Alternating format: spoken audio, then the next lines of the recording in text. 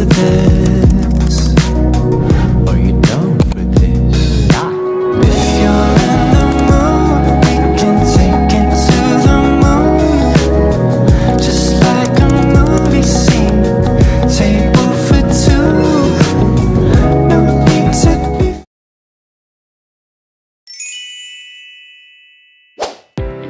Teori perkembangan kognitif merupakan sebuah konsep penting dalam memahami bagaimana anak-anak berpikir, belajar, dan memahami dunia di sekitar mereka.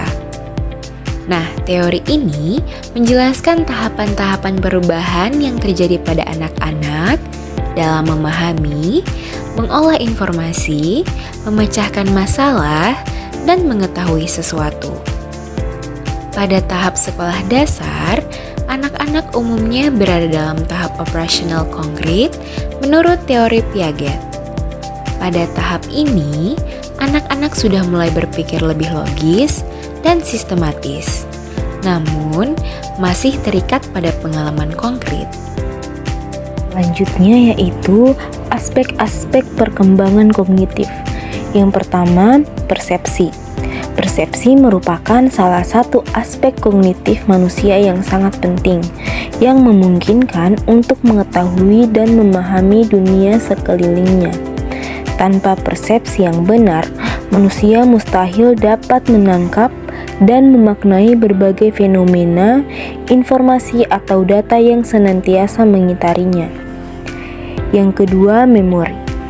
Memori merupakan unsur inti dari perkembangan kognitif, sebab segala bentuk belajar individu melibatkan memori. Dengan memori, individu dimungkinkan untuk dapat menyimpan informasi yang ia terima sepanjang waktu. Yang ketiga, atensi. Sejumlah psikolog memandang atensi mempunyai peranan dalam proses persepsi.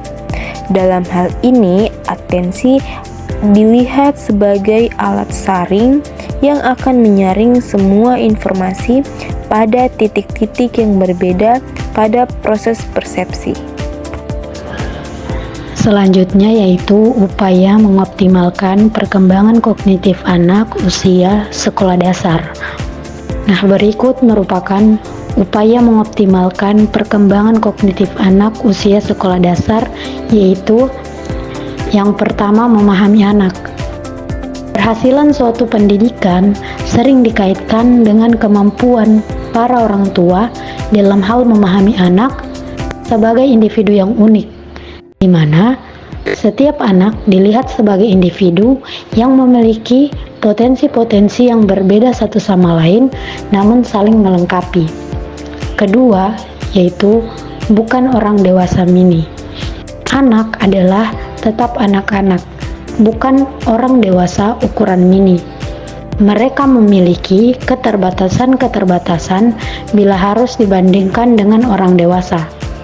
Selain itu, mereka juga memiliki dunia sendiri yang khas dan harus dilihat dengan kacamata anak-anak. Untuk itu, dalam memahami mereka dibutuhkan adanya kesabaran, pengertian, serta toleransi yang mendalam.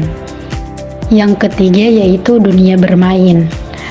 Dunia mereka adalah dunia bermain, yaitu dunia yang penuh spontanitas dan menyenangkan. Sesuatu akan dilakukan oleh anak dengan penuh semangat apabila terkait dengan penuh suasana yang menyenangkan. Namun sebaliknya, akan dibenci dan dijauhi oleh anak apabila suasananya tidak menyenangkan. Kemudian yang terakhir yaitu berkembang. Anak selain tumbuh secara fisik, juga berkembang secara psikologis. Ada fase-fase perkembangan yang dilaluinya, dan anak menampilkan berbagai perilaku sesuai dengan ciri-ciri masing-masing fase perkembangan tersebut. Selanjutnya, kita akan membahas karakteristik perkembangan kognitif anak SD. Ada yang tahu apa saja karakteristik perkembangan kognitif anak SD? Ayo, sama-sama kita pelajari tentang karakteristik perkembangan kognitif anak SD. Yang pertama, berpikir logis. Anak SD mulai mampu berpikir logis, namun seringkali masih terbatas pada situasi yang konkret. Yang kedua, konsep konservasi. Mereka mulai memahami bahwa jumlah suatu benda tetap sama meskipun bentuknya berubah. Yang ketiga, klasifikasi. Anak SD dapat mengelompokkan objek berdasarkan ciri-ciri yang sama. Yang keempat, seriasi. Mereka mampu mengurutkan objek berdasarkan ukuran, berat, atau sifat lainnya. Yang kelima, egosentrisme mulai berkurang. Meskipun masih ada, namun egosentrisme pada anak SD sudah mulai berkurang. Demikianlah materi karakteristik perkembangan kognitif di SD. Sekarang kita akan lanjut ke materi berikutnya. Materi selanjutnya yaitu implikasi perkembangan kognitif pada pembelajaran anak sekolah dasar. Perkembangan kognitif pada anak usia sekolah dasar, khususnya anak usia 7-12 tahun, umumnya berada pada tahap operasi konkret. Nah, implikasi pembelajarannya antara lain sebagai berikut. Yang pertama, minat belajar yang tinggi. Anak sekolah dasar sangat ingin tahu dan senang belajar hal-hal baru. Guru perlu menciptakan lingkungan belajar yang menyenangkan dan menantang. Contohnya seperti melakukan eksperimen dan menganalisis lingkungan di sekolah. Yang kedua, pemikiran konkret. Anak SD lebih mudah memahami konsep yang konkret daripada abstrak. Penggunaan gambar, model, dan contoh nyata sangat membantu dalam pembelajaran. Yang ketiga, perkembangan bahasa. Anak SD sedang dalam tahap mengembangkan kosakata dan kemampuan berbahasa. Guru perlu memberikan kesempatan kepada anak untuk berbicara, mendengarkan, dan membaca.